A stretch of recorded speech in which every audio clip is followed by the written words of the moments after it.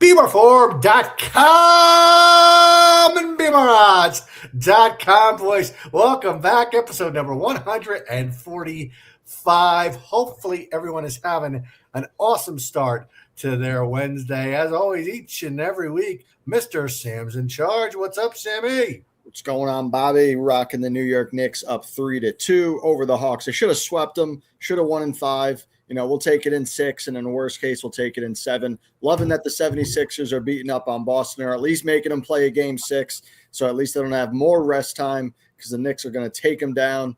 And, we're going to root for Orlando to take down Detroit because, quote-unquote, easier path to the finals. But Detroit, you know what? They're their first time there, they're fraudulent. But, RIP, this might be the last episode, Bobby. This is going to come back to you a little bit later. We're going to need that motivational speech to get us going. This might be the last episode of The Lobby. Well, I hope and pray that is not the case. But moving on, we missed him last week. He's back this week, Mr. Reload Sports.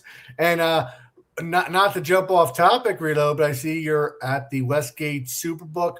RIP Westgate Superbook. If you guys don't know, Caesars Entertainment is buying out the Westgate. I made a video there last week. More and more corporations, there's not really any independent books left, unfortunately, and that's a shame for the player.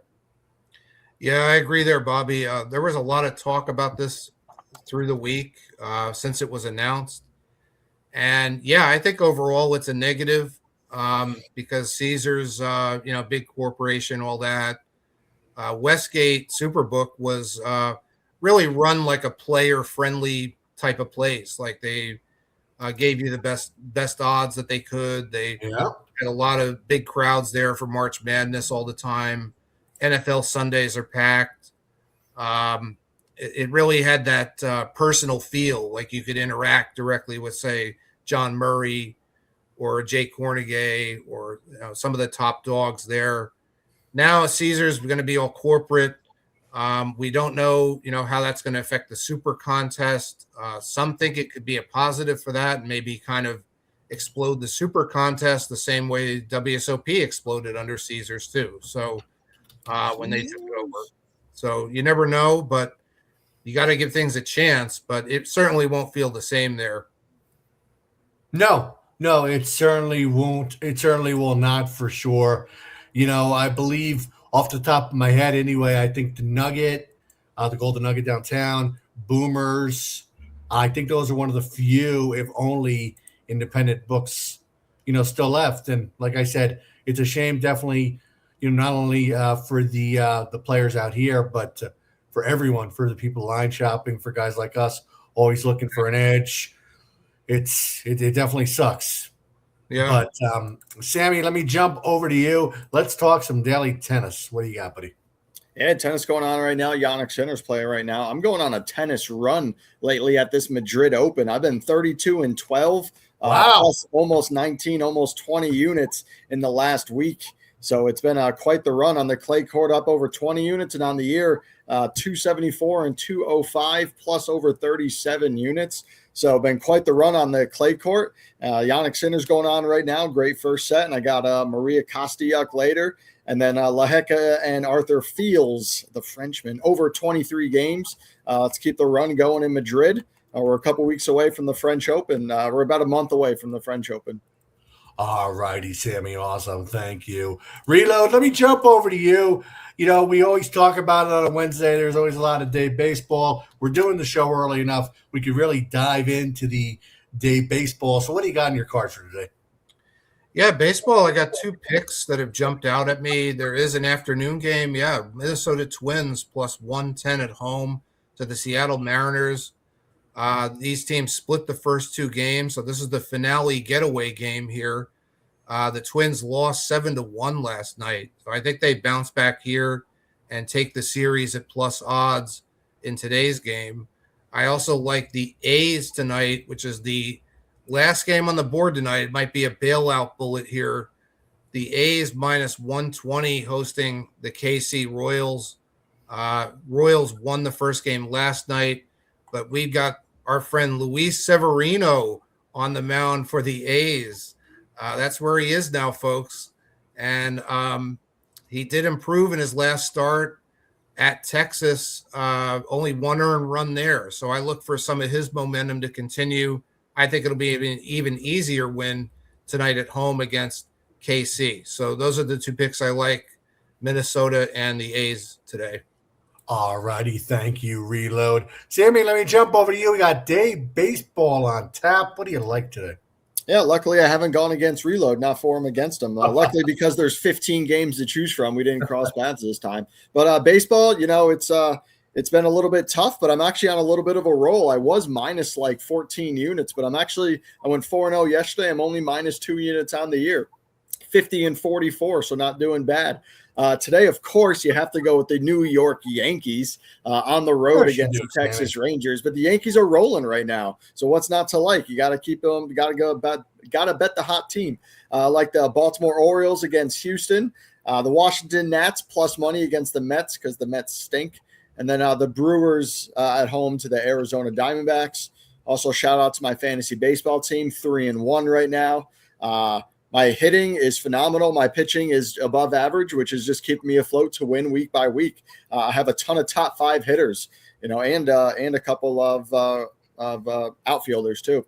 So doing well in fantasy, doing well betting. Good. All righty. Awesome. Reload. Let me jump over to you. March Madness, they're expanding to 76 teams. What's your take on this?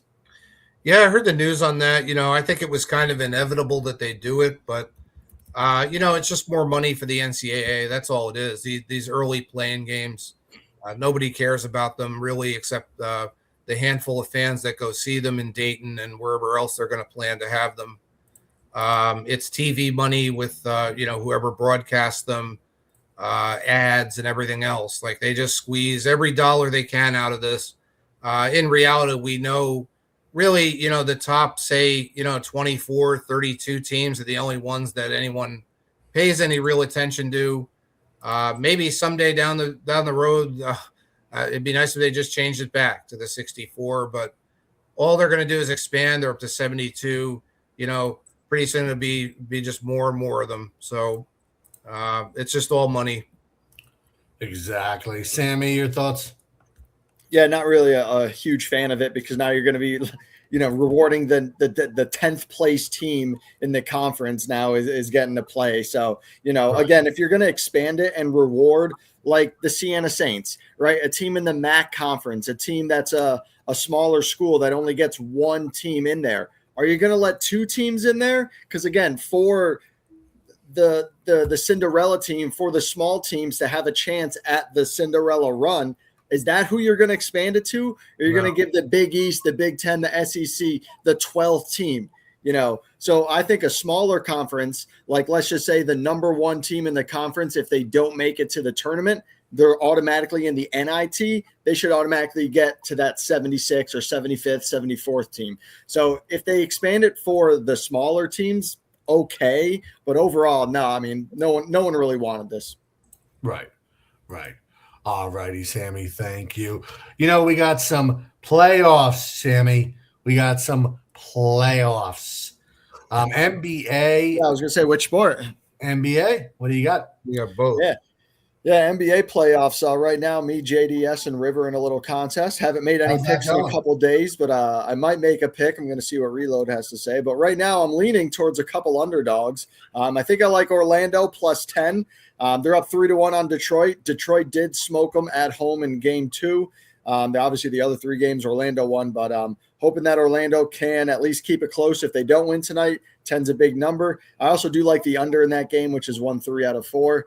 I think Toronto against the Cavs plus 9, they can keep it close. Again, Cavs do have one game where they smoked them. So, and then the Lakers take care of business. No Durant, Lakers minus 4 at home to close out that series.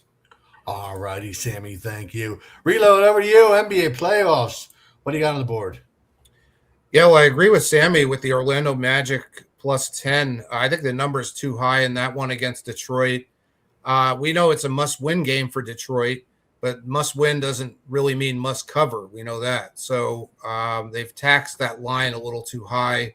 So go with Orlando there, plus the points. I also like the Houston Rockets plus 4.5 at the Lakers. I know I'm disagreeing with Sammy there, but it is a must win for the Rockets. I usually don't like taking the must win teams, but in this case, the Rockets really aren't being taxed in value or odds. It's a good number. I think they find a way to either squeak out a win or at least get the cover late against the Lakers. So my two picks tonight, the Magic and the Rockets. All righty, Reload. Thank you. Not one that I'm a huge fan of, Sammy, but we have the NHL playoffs as well. You got anything for us? Yeah, what do you mean you're not a fan? I mean, you live in Vegas, and Vegas is playing tonight at home against Utah in a big game 5. You should be out there making some money and then going to the game. You could probably get in there for a good price. That should be big over there for you. You got to be It's going more to be of a fan. expensive, I'm sure. I mean, you know what? Any game in Vegas is expensive, but then you talk about the playoffs, and it's Playoffs. Expensive. Well, that's why you got to make the money, charge a little bit more, and then you can get yourself a ticket in there. I like the over in that game. It's a pretty high-scoring series. The other games, I like the two home teams. Tampa Bay at home to Montreal. That's been an overtime series, I think 3 out of the 4 games. And then Flyers have a chance to close it out at home against Pittsburgh. I think they're going to take care of business. Tons of fights in that game. There'll probably be at least 2 or 3 in the first period. And then some other series is Dallas and Oilers. They're big favorites, and they're down 3-2. And then you got Buffalo that's going to go back to Boston for Game 6. I'm rooting for Buffalo there. And Colorado's already advanced. But NHL playoffs is definitely superior than the NBA playoffs, unless we're watching the Knicks. And then it's Knicks over NHL. A quick search, Sammy, looks to be $106 a ticket for the cheapest nosebleeds with the fees. $106 a ticket. But, of course, you're sitting corner 50, 70, 80 rows up. Can't see shit. But Reload, over to you. NHL playoffs. What do you got? Yeah, in Vegas, I think I would just go hit a sports book or something for the game instead of that. Wow. Well, I am going to take the Utah Mammoth in that game at plus 140. I do think, it's pivotal game 5, tied 2-2, all that, but there's some value with the plus odds. I think Vegas, being where they are, probably going to get overtaxed a little as the public favorite, if you will. So Utah would be my play there.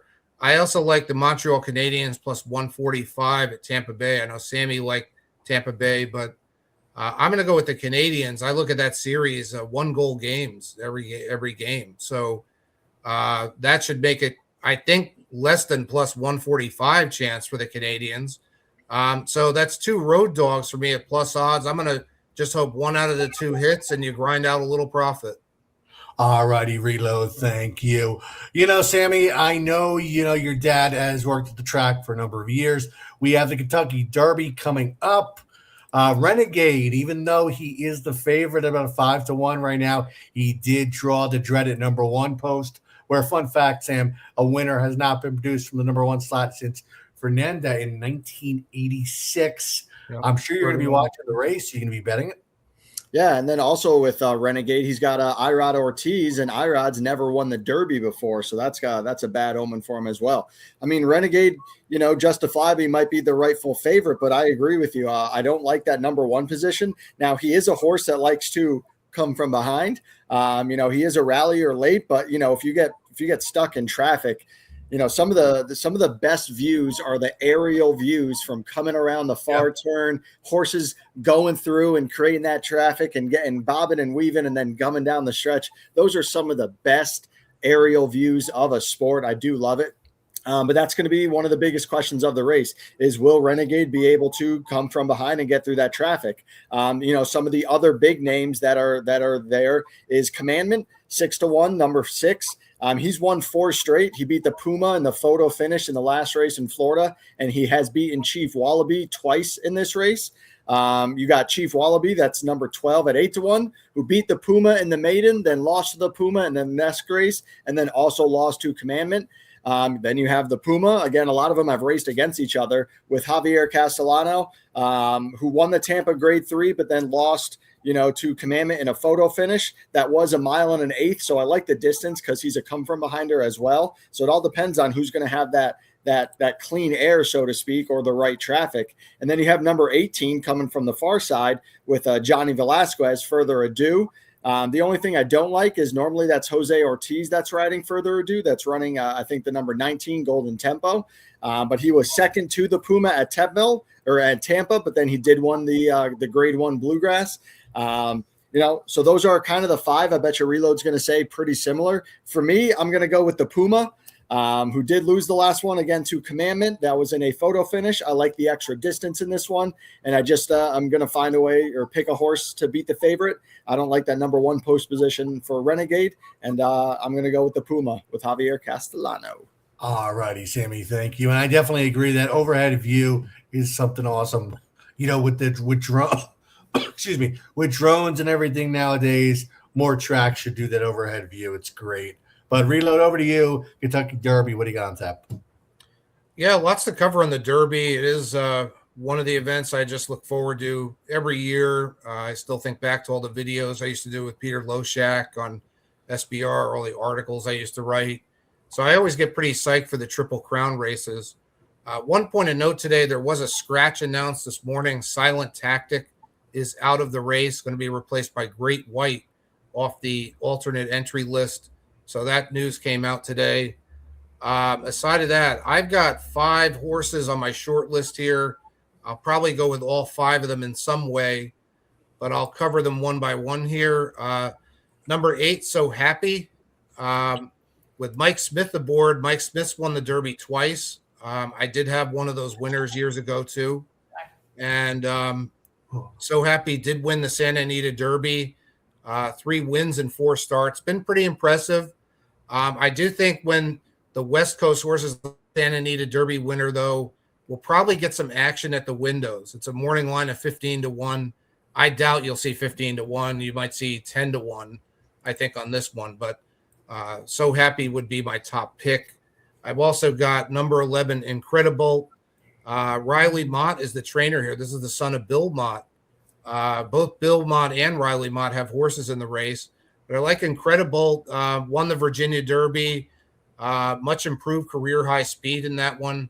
It's a big step up to take on the Kentucky Derby, but that horse is definitely headed in the right direction and worth a look here. Thirdly, I like Emerging Market, number 15. Only 2 starts, but they were both wins, including the Louisiana Derby. I know it's really tough for us to win the Kentucky Derby with just 2 starts, but Chad Brown's the trainer, and I think anything's possible here.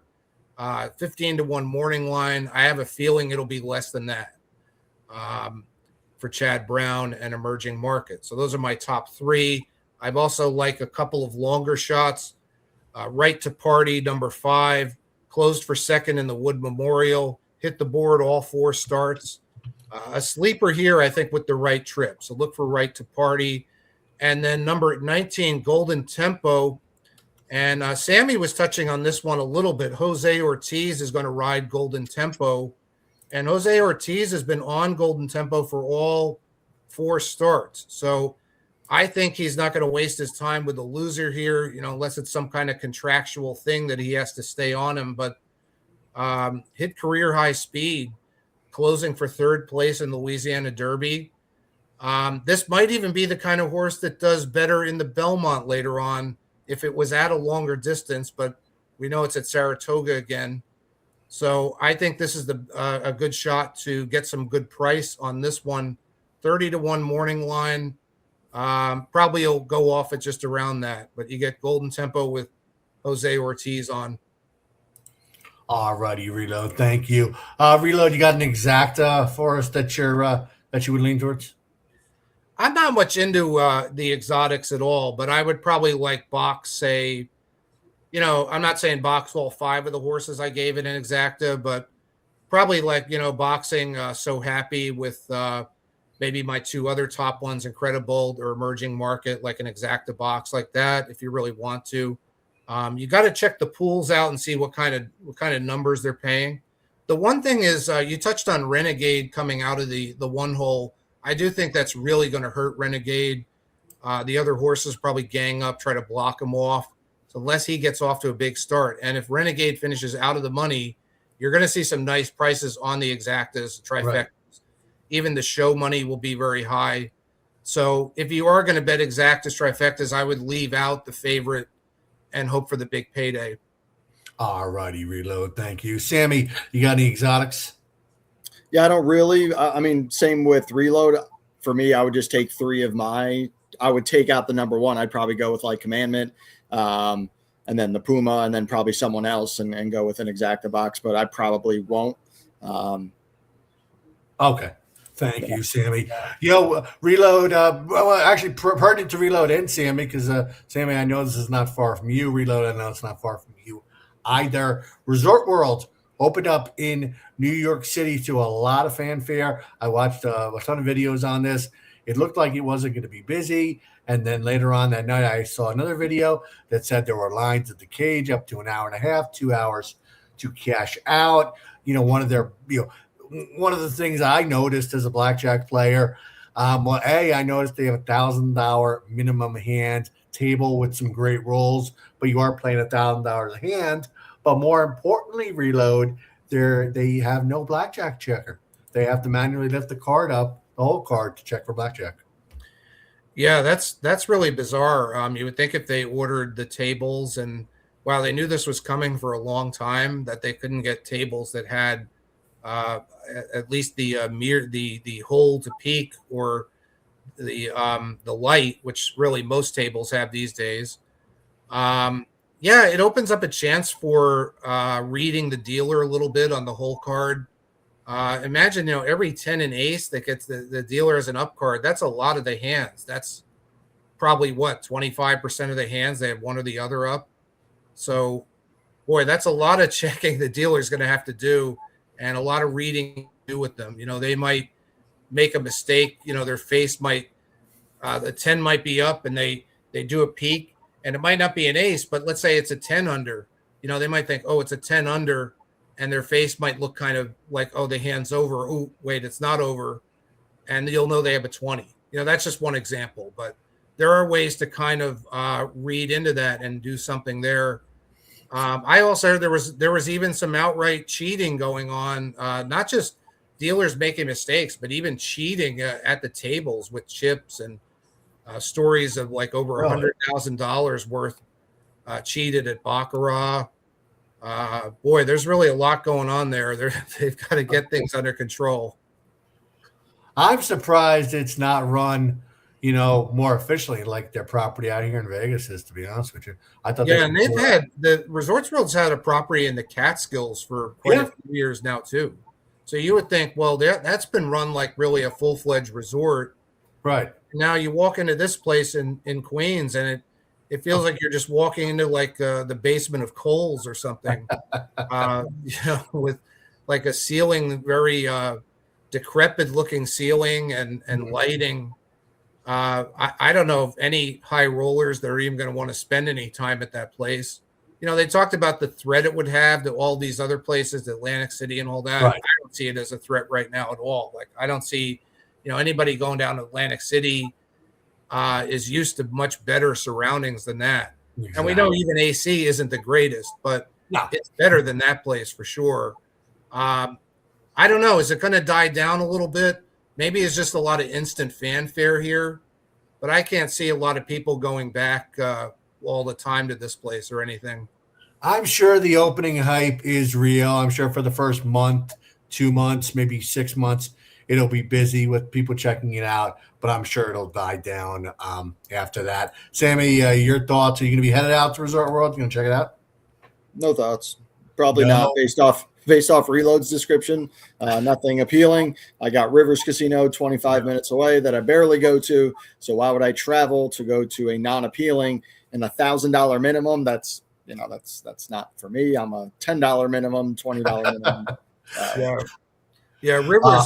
Rivers is a much better place than this one. I mean, top to bottom, even the Duke's Chop House Steakhouse there. Dude. Great place. No reason to go anywhere outside of Capital Land with rivers there.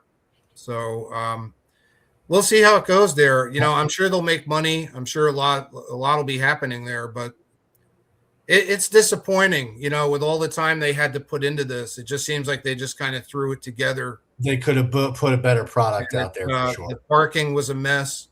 There were cars parked like blocking all the other cars and everything.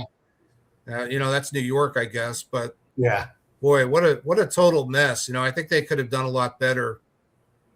Yes, they definitely could have, and I'll be anxious to keep an eye on that property in the coming months. But y'all have a great day out there. Best of luck on all the day baseball, all the action you have on this beautiful Wednesday, and we will see you guys on the forum. Right.